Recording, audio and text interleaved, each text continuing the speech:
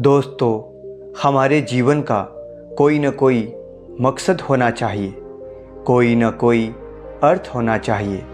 इंसान का जीवन अमूल्य है, इसकी कीमत आंकना असंभव है। कई बार हमारे मन में भी ये प्रश्न उठ ही जाता है कि हमें ये जीवन क्यों मिला है, हम इस दुनिया में क्यों आए हैं। क्या हमारा इस दुनिया में आना किसी मकसद की ओर इशारा कर रहा है, या यूं ही बस एक पशु की तरह आए और चले गए। हम में से कई लोग हैं जो ये नहीं जानते कि हमारा मकसद क्या है, हम क्यों इस संसार में आए हैं, हमारी क्या कीमत है। अगर हम एक बार यह जान ले कि हमारा इस संसार में होना एक मकसद से है, तो हम अपनी कीमत जान सकते हैं। हम अपने आप को हीन और तुच्छ मानना छोड़ सकते हैं। आज की हमारी कहानी भी इसी प्रकार की है। आप हमारी वीडियो में खो जाओ उससे पहले चैनल को सब्सक्राइब ज़रूर कर देना। दोस्तों, एक बार की बात है, एक आदमी महात्मा बुद्ध के पास पहुंचता है। वह आदमी तथागत से प्रश्न पूछता है कि हे तथागत, हे प्रभु, मुझे ये जीवन क्यों मिला है? इतने बड़े संसार में मेरी क्या कीमत है? क्या मकसद है मेरा? क्यों मैं इस संसार में आया हूँ? ये प्रश्न मुझे दिन रात खाए जा रहा है। मुझे कुछ समझ नहीं आ रहा है। मैं सोचता बहुत हूँ कि मेरे इन सवालों के हल मुझे मिल जाए, परंतु मैं जितना सोचता हूँ मैं उतना ही उलझता चला जाता हूँ।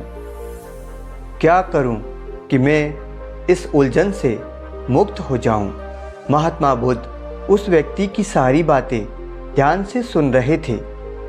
उसके मन में उठने वाले प्रश्नों को वे समझ रहे थे। जब वह आदमी अपनी बात को समाप्त करता है, तब तथागत मुस्कुराते हैं। बुद्ध की चमत्कारिक मुस्कान को देखकर वह आदमी विस्मित हो उठता है।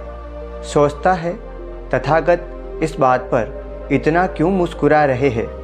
वह इसी सोच में होता है, तब महात्मा बुद्ध उस आदमी को एक चमकीला पत्थर देते हुए कहते हैं कि जाओ, पहले इसका मूल्य पता करके आओ, लेकिन इसे भूल कर भी बेचना मत, केवल मूल्य पता करके आना है।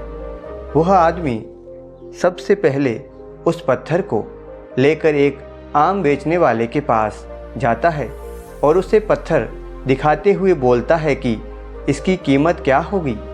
आम वाला व्यक्ति पत्थर को देखते ही समझ गया कि ये कोई बेशकीमती पत्थर लगता है। फिर भी वह बनावटी आवाज़ में बोला कि मैं इसके बदले में 10 आम दे सकता हूँ। आदमी वहाँ से चला गया और एक सब्जी वाले के पास पहुँचता है। वह सब्जी वाला कहता है कि मैं इसके बदले 1 बोरी आलू दे सकता हूँ। अब उस आदमी को ये मालूम पड़ चुका था कि ये पत्थर वाकई में कीमती है। अगर कीमती नहीं होता तो अलग अलग लोग इसका मोल अलग अलग नहीं लगाते। ज़रूर इस पत्थर में कोई खास बात है। ये सोचता हुआ वह आदमी उस पत्थर को लेकर एक हीरे के व्यापारी के पास पहुंचता है। व्यापारी पत्थर को देखकर अचंभित रह गया। उसने कहा कि मैं तुम्हें इसके बदले 10 लाख रुपए दे सकता हूँ। यह सुनकर वह आदमी सन्न रह जाता है। सोचता है, इस पत्थर का इतना मूल्य, ज़रूर कुछ खास बात है। उस पत्थर की कीमत जानकर वह आदमी महात्मा बुद्ध के पास जाने के लिए मुड़ा ही था कि व्यापारी ने आवाज़ लगाई कि मैं तुम्हें इसके बदले में 50 लाख रुपए देने को भी तैयार हूँ। लेकिन वह आदमी नहीं रुका।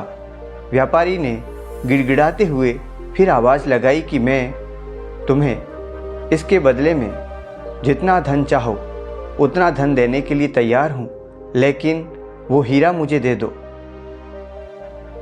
आदमी नहीं माना और महात्मा बुद्ध के पास लौट आया और उन्हें पत्थर वापस करते हुए अपने साथ घटी पूरी घटना को बता दिया।